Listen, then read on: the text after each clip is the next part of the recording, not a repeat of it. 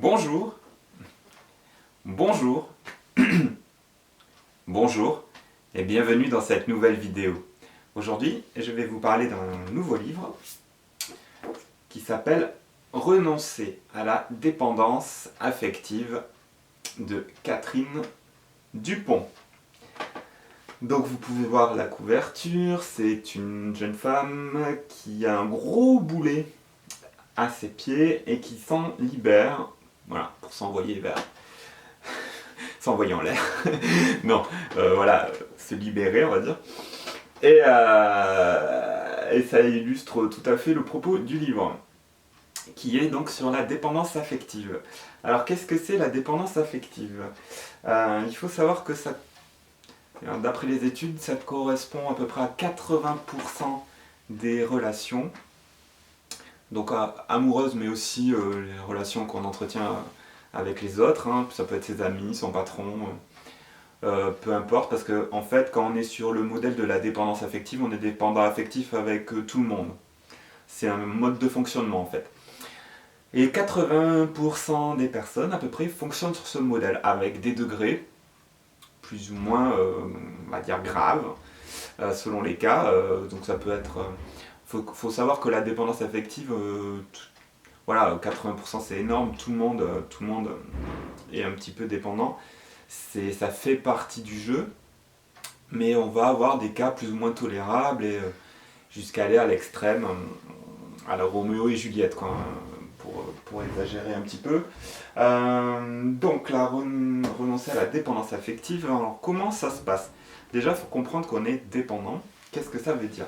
Ça veut dire tout simplement que on ne va pas avoir de sécurité émotionnelle intérieure et on va avoir tendance à utiliser l'autre comme un repère ou comme un signal de notre valeur en fait. C'est les réactions que les autres vont avoir avec nous qui vont faire écho de la valeur qu'on va avoir de nous-mêmes. C'est-à-dire, je n'ai aucune valeur si les autres ne m'en donnent aucune, en gros. C'est les autres qui détiennent ce pouvoir-là de décider ce que je vaux. Parce que j'aurais décidé de les faire juges de ma valeur. En gros, hein, je résume.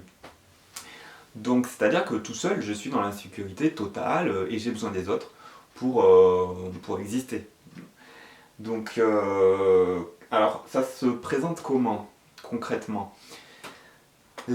C'est de la codépendance, donc ça marche toujours avec... c'est un binôme, hein, c'est jamais tout seul. C'est toujours... on renvoie la balle à quelqu'un d'autre.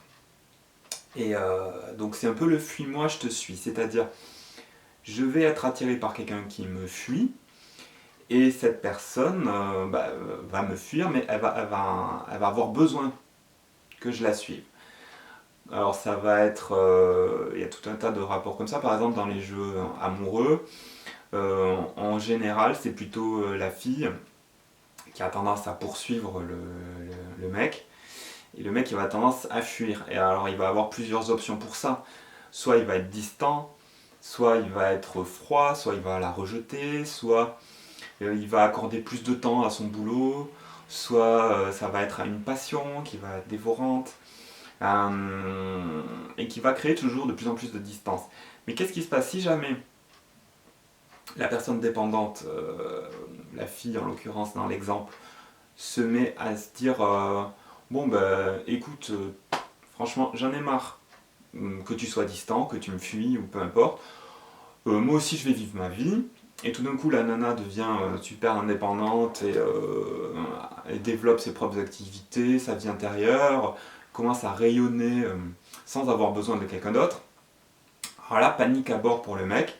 Soit il va multiplier les tentatives pour attirer l'attention, donc voilà, il va trouver une maîtresse, il va se faire encore plus distant et inapprochable, pour essayer de provoquer une réaction chez l'autre, hein, la jalousie évidemment, des choses comme ça. Et ou alors soit il va revenir vers la fille en rampant, parce que c'est elle qui va inverser la tendance, elle va être celle qui va, d'après lui, fuir, être distante, s'évader. Alors il va avoir besoin de la reconquérir. Et, et dès que ça arrive, en général, il va se dire, bah ça y est, j'ai réussi à la reconquérir, et il va recommencer à être distant, et le jeu recommence dans l'autre sens. Et c'est une espèce de chassé-croisé, comme ça, où l'un fuit l'autre, et dès qu'il se fait rattraper, c'est l'autre qui fuit. Voilà, c'est un peu, on joue au chat et à la souris en permanence. Donc c'est le cas classique dans les relations amoureuses. Mais alors ce qui est marrant, c'est que par exemple la personne qui a tendance à fuir, admettons, c'est un jeune homme qui va avoir tendance à fuir, vu que c'est le cas le plus fréquent, il peut être tout à fait fuyant vis-à-vis de sa compagne, mais complètement dépendant de son patron par exemple, ou de ses copains. Et en fait, il va trouver son équilibre en étant un petit peu au milieu de ce chassé-croisé-là. Et il va accepter, par exemple, de la part de ses potes ou de son patron, des choses de soumission terribles. Et voilà, et ça va lui donner une espèce d'équilibre. Ou alors, il va se trouver, par exemple, une maîtresse tyrannique. Et qui va avoir toujours besoin de la séduire. Et donc voilà, il va trouver cette personne, son équilibre, en étant celui qui fuit dans une relation et celui qui pourchasse dans une autre. Voilà, alors c'est un jeu tout à fait complexe comme ça, de besoins. Voilà, on étouffe avec une personne et on a besoin d'être en manque d'une autre. C'est un peu comme un sentiment de manque de drogue, quoi. C'est une dépendance, vraiment. Et ce qui est tout à fait intéressant dans le livre, c'est qu'elle explique très bien, l'auteur, tous ces types de fonctionnement avec des exemples. Pour le coup, les exemples dans certains livres ne sont pas toujours. Des fois, c'est rébarbatif, etc. Là, elle a vraiment retravaillé les exemples afin qu'on comprenne bien le mécanisme dans la tête des personnages. C'est extrêmement bien écrit et on se projette tout à fait et on peut très très bien comprendre les comportements des personnages du livre. Alors c'est pas un roman, hein, c'est plutôt un ouvrage scientifique mais qui vulgarise en fait le propos, donc c'est tout à fait accessible. Et grâce à ces exemples, on reconnaît énormément de profils types. On peut comparer avec nos amis ou des gens de notre famille. Enfin, il y a des exemples qui sautent aux yeux et ça permet vraiment de bien cibler, de bien comprendre tous les types de comportements et on peut reconnaître quasiment tout le monde. Hein. Et voilà, donc c'est très fourni, il y a tout un tas d'exemples variés. Et au final, on arrive vraiment à bien comprendre tous ces jeux-là de rapports de force et rapports de séduction. Tout ceci est bien évidemment inconscient. Les personnes qui sont dépendantes affectives ne le savent pas.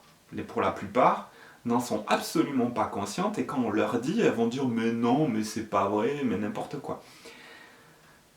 C'est ça qui est triste. Donc le premier pas, si on veut aller vers des relations plus harmonieuses avec ses amis, avec ses amours et avec les gens en général, pour avoir une confiance en soi et ne pas dépendre des autres pour exister, parce que ça peut aller loin, ça peut être je me sens nul donc je vais acheter telle ou telle marque de vêtements parce que ça va me rendre, ça va me donner une confiance en moi.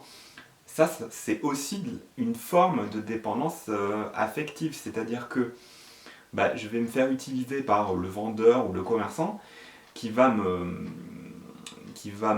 dire oui, tu vaux quelque chose parce que tu vas porter tel ou tel vêtement.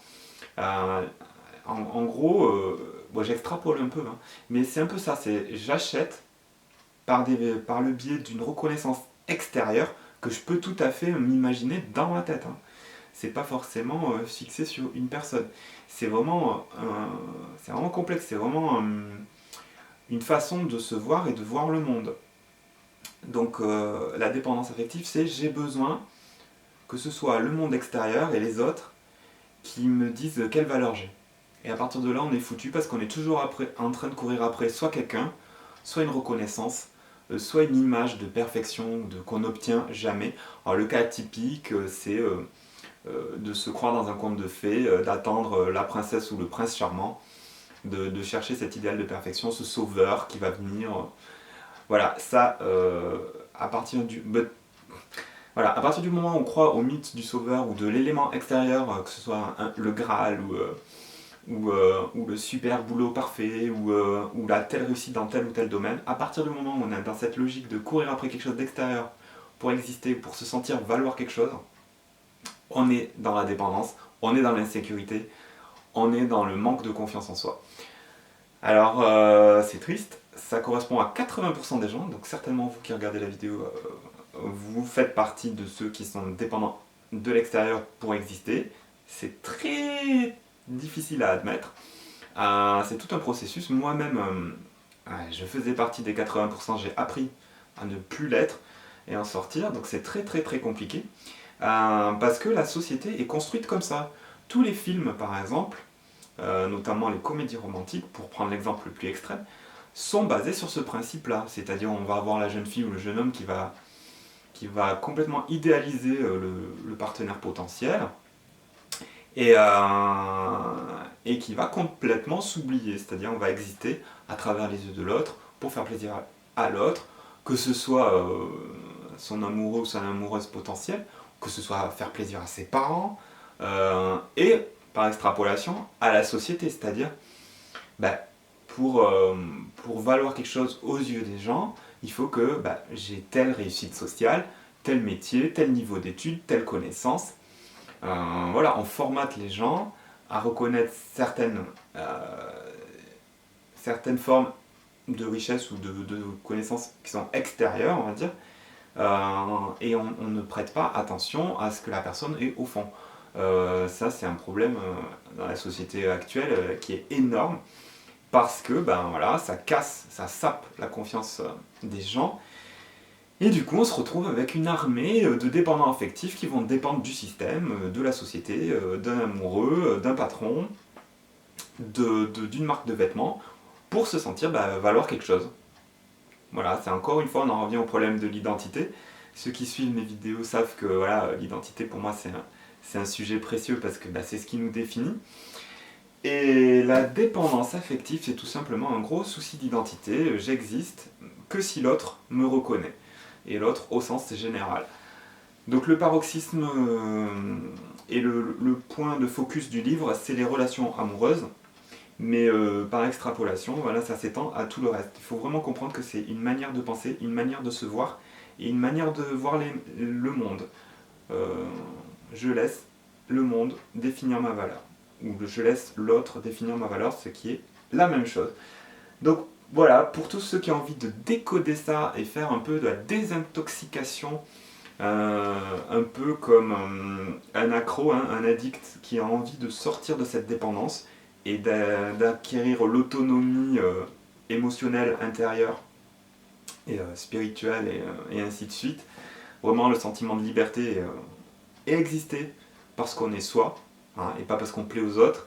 Celui qui a envie de s'émanciper de tout ça, voilà, je lui recommande de lire Renoncer à la dépendance affective de Catherine Dupont.